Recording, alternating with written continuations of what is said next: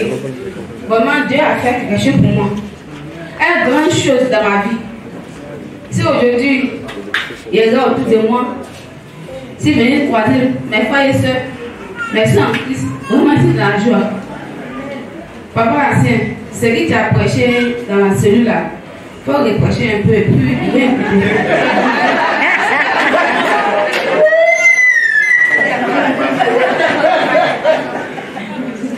Dans la cellule, si tu es dans la cellule, vraiment la cellule, ça fait avancer les gens.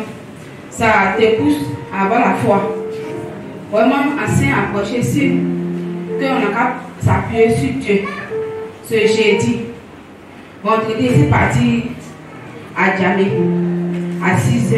Il finit de faire achat. Mais les 8 h, il venait et apportait Baka. Depuis Cité Formol, frein est coupé. Il était appelé de chauffeur. Donc, dès que le frein est coupé, il avançait. Il a dit, ah, mais il y a quoi? Puis il a dit, avancer seulement. Il dit, frein est coupé. Dès qu'il a dit, frein est coupé, les gens criaient.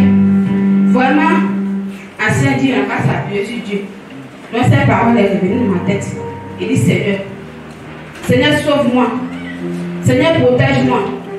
Depuis Cité Formol, je me suis appuyé sur lui. Jusqu'en Carrefour Mangue. Pour me partager mon côté, où il y a gros tout là. Il dit, Seigneur, vraiment Dieu, ce Dieu a su apprécier Dieu aussi. Il a conduit une voiture encore ailleurs. Il a conduit une voiture ailleurs. Il va rentrer en bas d'appartement où il y a Mangue là. S'il est parti là-bas, c'est qu'il va tuer à cet homme. Il dit, Seigneur, Seigneur, conduis cette voiture. Seigneur, conduis cette voiture. En fait, il est parti rentrer dans la voiture où il y a un embouteillage. Il a conduit 4 voitures. Les 4 voitures, vraiment, il y a eu des blessés dedans. Nous, on est dans Baka. Tu as arrêté Baka, tu sais. Tu ne peux pas croire que c'est dedans ici. Le chauffeur, même qui était à côté de moi, et tout le monde fait comme ça au chauffeur là. Il est tombé évacué. Sans tout ça, il est sur lui comme ça. Il dit, il voit, il y a cri à gauche à droite dans Baka. Il y a eu des blessés. Vraiment, il dit gloire à Jésus. Il dit gloire, où m'a enlevé vraiment. Il ne sait pas ce quoi il dit. Nous, on est là, on est dans l'ambulance. Si il voit bien passer au goudron, il dit, c'est pour ça que dans l'ambulance, il faut le protéger.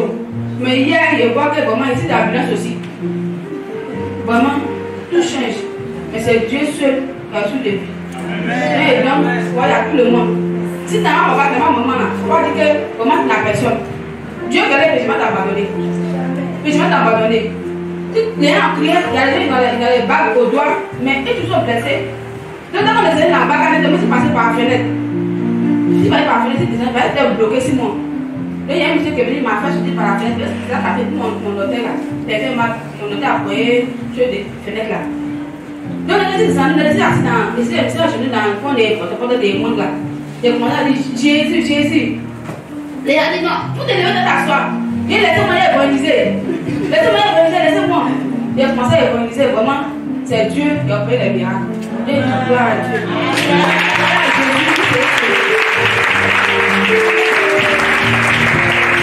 Alléluia.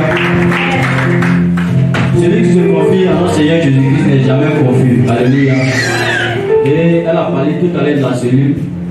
Pourquoi? Parce que je reviens sur ça, parce que moi-même, c'est à travers les cellules que je me suis retrouvé ici. Si vous vous rappelez bien, je suis venu aider, qu'il était venu voir par le biais de mon frère Niro et de Jack Sadok. Il dit c'est mes 2 parrains, bien vrai qu'il n'y a pas de parrainage ici. Donc on dit que vraiment les cellules des maisons, il faut vraiment se donner à fond.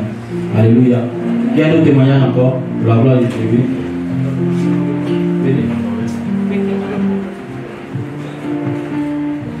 Alléluia. C'est pas par rapport au témoignage de Mme Charles.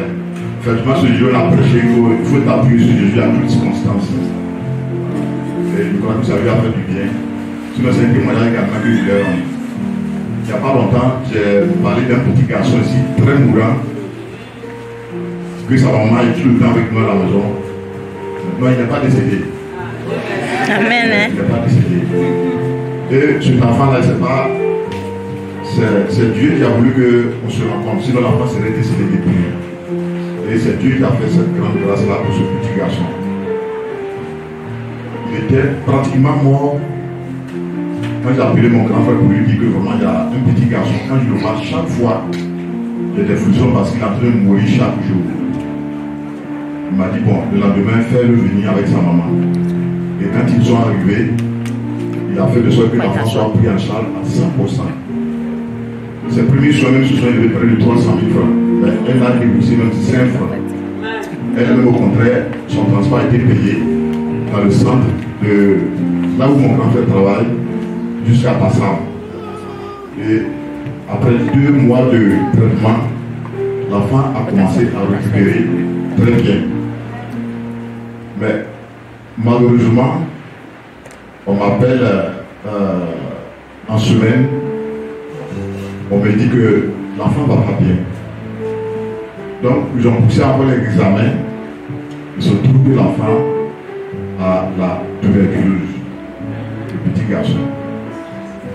On m'a dit, j'étais tellement découragé, tellement affolé, parce que du coup, il ne peut plus rester dans le centre. Et c'était le principal problème. Et on m'appelle pour qu'il fasse venir sa maman rapidement pour aller chercher l'enfant parce qu'il ne pouvait plus passer même la vie ce jour-là. Sa maman s'est dit qu'il part là-bas, elle n'a pas de téléphone. Et c'était devenu un grand souci pour moi. J'ai dit à Dieu, voici ce que j'ai voulu faire pour ce petit garçon, mais voici où on arrive encore, fasse que la solution soit trouvée. Donc j'ai appelé une des filles de la maman pour dire que voici la situation que l'enfant vit encore. Elle a commencé à pleurer au téléphone. Elle dit, mais depuis 2 mois, on est tellement libérés à la maison. J'ai dit non, vraiment on ne peut plus. Il faut que vous partiez chercher l'enfant même aujourd'hui. Elle me dit non, je n'ai pas de transport. J'ai dit non, c'est le transport, viens rapidement chez moi. Moi, je me suis sorti, mais on se rencontre à tel endroit, je vais te donner le transport que tu vas à ta femme. Le chercher parce que c'est une urgence. Et elle est venue vers moi. J'ai pu trouver un peu d'argent pour elle, pour qu'elle parte chercher l'enfant. Dès qu'ils sont arrivés, ils sont allés voir l'enfant. Apparemment, ça va. Mais ce qui est réjouissant, c'est que malgré que l'enfant soit enlevé du centre, même sa nourriture est prise en charge ici à la maison, par le centre. Il a pratiquement 25 000 francs de nourriture par semaine. Et le centre donne ça depuis qu'il est venu. En tout cas, c'est respecté. Et l'enfant, la dernière fois, j'ai appelé sa maman pour lui dire, l'argent qui vient, c'est pour que l'enfant vive pas. Le médicament qu'il prend, c'est très fort. Si tu fais de ça ta nourriture, l'enfant va mourir. C'est pour l'enfant que c'est donné. Faire en sorte que l'enfant puisse manger.